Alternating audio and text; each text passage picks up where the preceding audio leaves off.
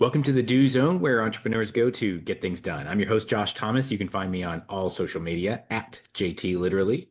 Each week, I bring on experts from a variety of backgrounds to share their secrets on how to optimize performance so you can take massive action and crush your goals. The Do Zone is sponsored by Fast Track Funnels, the new way to bring in consistent daily sales for your business in 2025 without cold outreach or burning cash on ads. We use this method with a brand new business to generate more than $100,000 cash collected in less than 30 days. You can download the free step-by-step blueprint that shows exactly how we did it at getconversions.net. Once again, that's getconversions.net. Today's guest is Marcelo Calbucci, and he is an entrepreneur and tech and product leader, innovator, and author of the PRFAQ framework. He worked at Amazon, Microsoft, and founded many startups in the US and in Europe. Marcelo, welcome to the Do Zone. Tell us something you believe is the key to getting stuff done that most people wouldn't think of. Thank you for having me, Josh. I don't know if most people wouldn't have thought about it, but the key to get things done is to get started and be consistent. Hmm. Yeah, one of the most important steps you can take is the first one. Yeah, a lot of people spend a lot of time thinking and overanalyzing instead of just like taking that first step and then like keep going one step at a time. You know, what's interesting about your bio, I was reading it. It says you founded many startups. You know, a lot of us have probably come up with a lot of good ideas for many startups, but we didn't actually do anything with them. So what would you say is your secret for actually taking these ideas, because everybody's got ideas, and turning them into action? I think the key is to really have this empathy for the customer and feel their pain. You know, when you like understand that there is a problem that is not being addressed in the world, and you have the tools or the means or the motivation to help it alleviate, you feel the urge to go and do it. A lot of people don't get started on their startups or abandon too quickly because they just have a solution that no one really cares, right? Like there was no problem behind it. So there was like no, not that pull coming from customers telling you, please help me with that.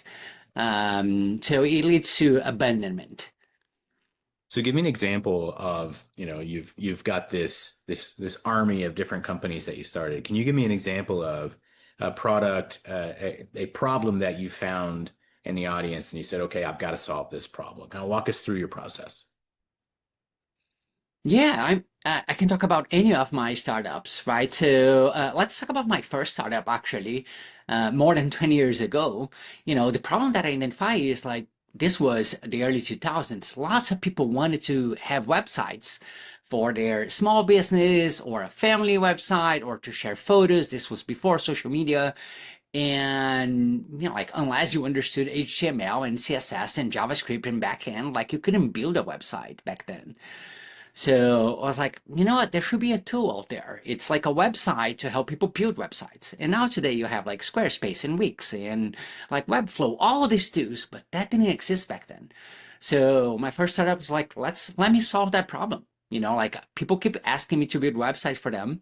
I'm gonna help them build the websites by themselves. Nice.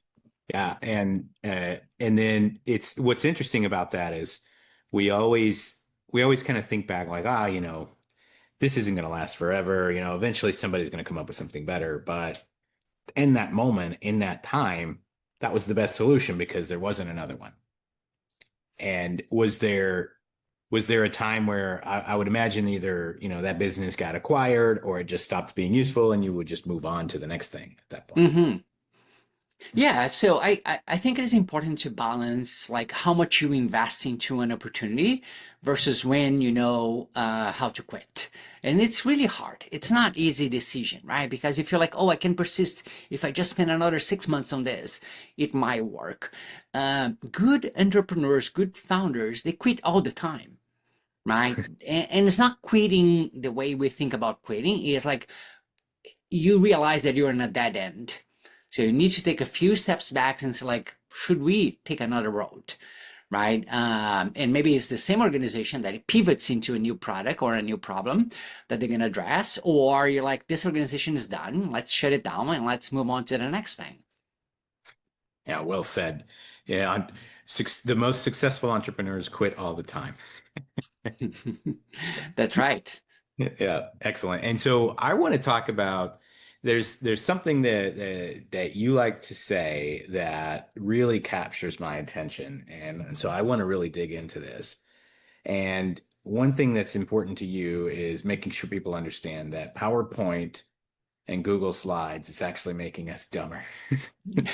And I'm literally right in the middle of building a slide presentation for a live talk I'm doing, and I'm like, oh, you just hit me between the eyes. And so I don't want to make people dumb. So first of all, why does PowerPoint make people dumb? Yeah, so it's not me that's saying that. I'm just like observing and aggregating the information that many people have said over the last 20 years, right? So there is lots of problem with PowerPoint that leads to shallow thinking. That's the biggest problem that you have because you're writing bullet points and you don't have to fill the gaps with information between these bullet points or between the slides.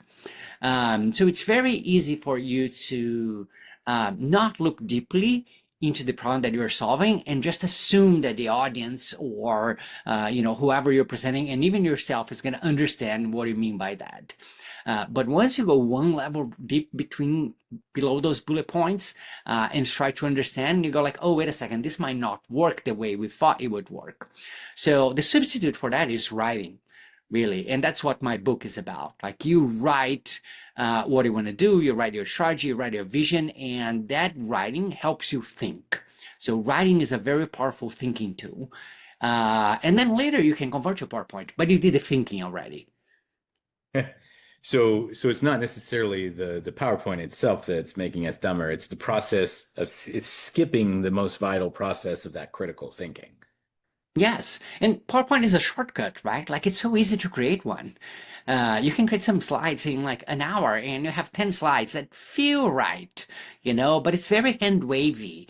And people on the other end, they notice that. They feel like the credibility is not there, the data is not there, the connection tissue is not there, right? So like when you thought deeply about something and then you create slides about it, people notice the difference as well, right? Because they can ask you questions and you're not thrown off trying to make up on the fly. Yeah, sorry. That wasn't in one of my bullets, so I don't have the answer. Yeah. Or you say like, oh, it's on slide 8, let's go there. Or like, Yeah. hold on a second and like create all Let me this wave weird my hands some dynamic. more. Yeah. Yeah. It's very hand wavy. I love that. You're like just chock full of all these amazing quotes. So Yeah. And the other thing I would say as well is PowerPoint is not great, or presentations in general are not great for the listener, right? Because it's a very passive system.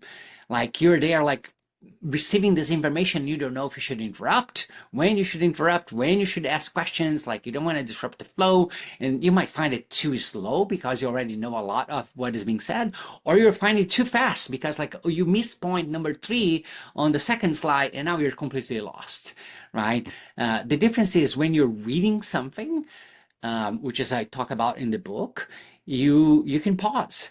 You can go and do some research, and or you can accelerate the reading, right? Because you already understood that part.